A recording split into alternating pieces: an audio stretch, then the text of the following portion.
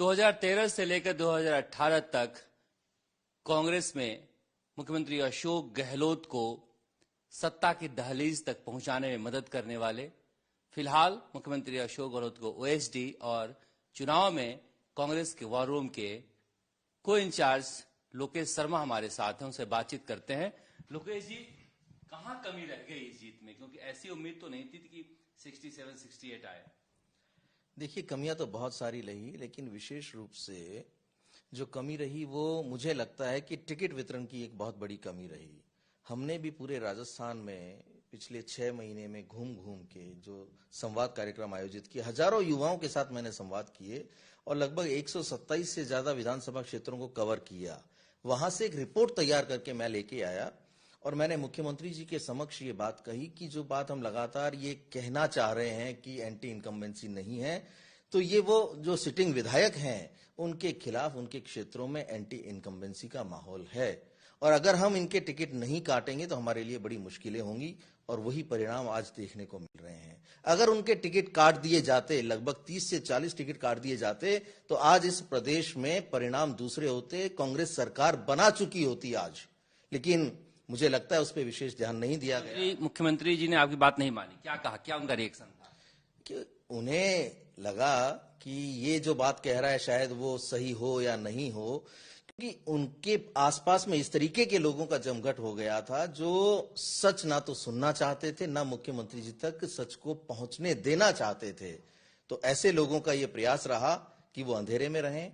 मैं एक ऐसा व्यक्ति हूं जो मैं शुरू से लेकर आज तक सिर्फ और सिर्फ सच के साथ खड़ा रहा हूं, सच ही मैंने उन्हें बताया, मैंने अपनी पूरी रिपोर्ट दे दी। उसके बावजूद देखिए, मैंने 6 महीने पहले कहा था कि बीकानेर पश्चिम से कैबिनेट मंत्री बीडी कल्ला लगभग 20,000 से ज्यादा वोटों से चुनाव हार रहे हैं। वही हुआ और वही हुआ, 20,000 से ज्यादा से चुनाव वो हारे। मैंने प्रयास किया, मैंने कहा कि नए प्रयोग करने चाहिए, नए लोगों को लोग चेहरे के रूप में देखना चाहते हैं, चुनाव उनको लड़ाया जाए जिनके प्रति लोगों में आशाएं हों, उम्मीदें हों।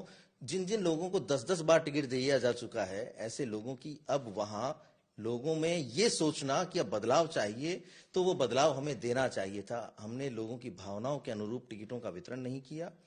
दूसरा, जिस तरीके से एक कहते हैं ना कि मुखिया को हठ धर्मिता नहीं करनी चाहिए, उन्हीं लोगों को जिनको पसंद करते हैं उनको टिकट दिलाने की जिद का नाम निकला।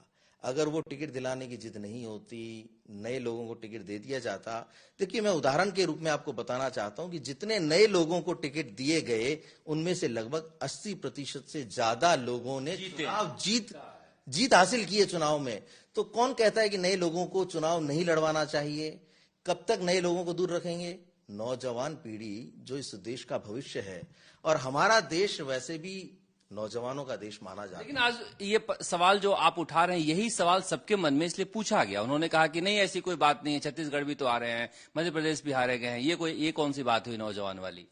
देखिए, ये तो अब कहते हैं ना कि किसी भी तरीके से अपनी बात को रखी जाने की बात हो सकती है, लेकिन राजस्थान एक ऐसा स्टेट था जहां संभावनाएं 100% थी कि हम सरकार की वापसी करवा सकते हैं। मुझे दुख तो इसीलिए है ना कि मैं कांग्रेस का ऐसा कार्यकर्ता हूं जिसको 25 वर्ष हो गए हैं कांग्रेस के साथ। मैंने आपको देखा है मुख्यमंत्री अशोक गहलोत की इमेज को गढ़ते हुए। आपको लग रहा है कि इस बार इमेज वो टूटा, जिस तरह एक आभा उनकी हुआ करती थी, उसकी वजह क्या रही? देखिए, उनकी जो वास्तविकता थी उसके साथ कहीं ना कहीं छेड़खानी की गई। जो वो एक्चुअल थे, जिस रूप में लोग उन्हें पसंद करते थे, जो उनकी वास्तविकता से पहचाने जाते थे, अब की बार के कैंपेन में वो वास्तविकता नदारद थी। जैसे कहते हैं ना कि एक आभासी माहौल बनाया गया कि ये चीजें चल रही हैं, इस रूप में चल रही हैं, तो लोग तो उनके सहज शालीन स्वभाव और वास्तविकता के कायल थे। लेकिन जो पिछले दिनों में घटित हुआ, पिछले महीनों में घटित हुआ, मुझे लगता है उससे छवि को आघात जरूर पहुंचा था उनकी को भी। इसीलिए तो आप देखिए कि सरदारपुरा क्षेत्र में भी उनका जो खुद का बूथ है, वहां तक से क्या स्थितियां रही हैं। हमारे कैबिनेट मिनिस्टरों के हाल देखिए।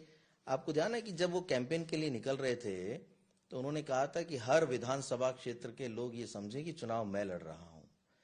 तो अशोक गहलोत जी, जो इस प्रदेश के मुखिया, जिनको कांग्रेस ने 3 बार मुख्यमंत्री बनाया, यानी हर बार दिया ही दिया, वो लौटा नहीं पाए कांग्रेस को कुछ।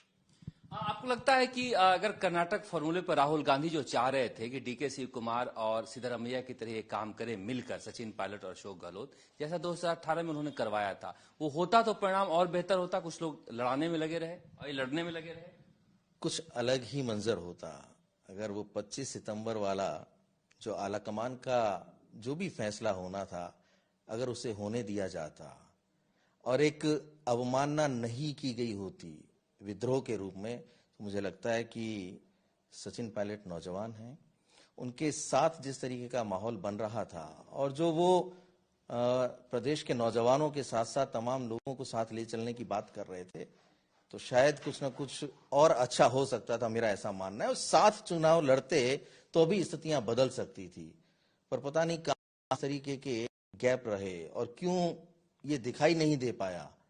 भले ही मंच साझा किए हों, लेकिन ये स्पष्ट नहीं हो पाया कि कितने एकजुट होकर चुनाव लड़ रहे हैं। ये सवाल उठेगा कि ये सारी बातें आप वहां रहते हुए क्या उनको नहीं कह पाए या साहस नहीं कर पाए कहने का? मैं यही तो कह रहा हूं कि मैंने हर बार किया, आपने कहा, मैंने हर बार कहा, लेकिन मेरी बात सुनी नहीं गई ना।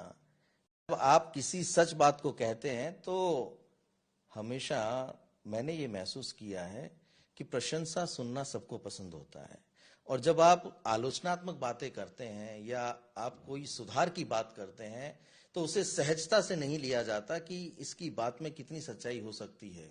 अगर प्रयास करते और सुधारात्मक रवैये से उन कामों को जिनके बारे में हमने उनको लगातार बताया कि यहाँ ये कमियां चल रही हैं, और जो आप बात कह रहे हैं कि आपने उनको कहने का साहस नहीं किया, एकमात्र व्यक्ति है लोकेश शर्मा जो सच के साथ बात करता है। मैं कभी इस रूप में उनसे बात नहीं की कि मैं मुख्यमंत्री अशोक गहलोत से बात कर रहा हूं, क्योंकि मेरा रिश्ता उनके साथ जब वो विपक्ष में थे तब भी था और वो मुख्यमंत्री थे तब भी था।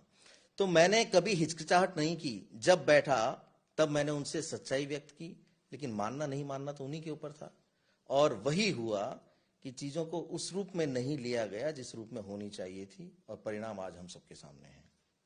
लोकेश शर्मा मुख्यमंत्री अशोक गहलोत के बेहद करीबी और उनकी वफादारी का इस बात से अंदाजा लगाया जा सकता है कि आज भी ये जो टेप प्रकरण है उसके लेकर आज भी ये दिल्ली में कोर्ट का चक्कर लगा रहे हैं, जहां पर गजेंद्र सिंह शेखावत ने मुकदमा किया है, मगर ये कह रहे हैं कि जो वजहें थी अगर उन वजहों पर काम कर लिया गया होता तो शायद आज ये दिन नहीं देखना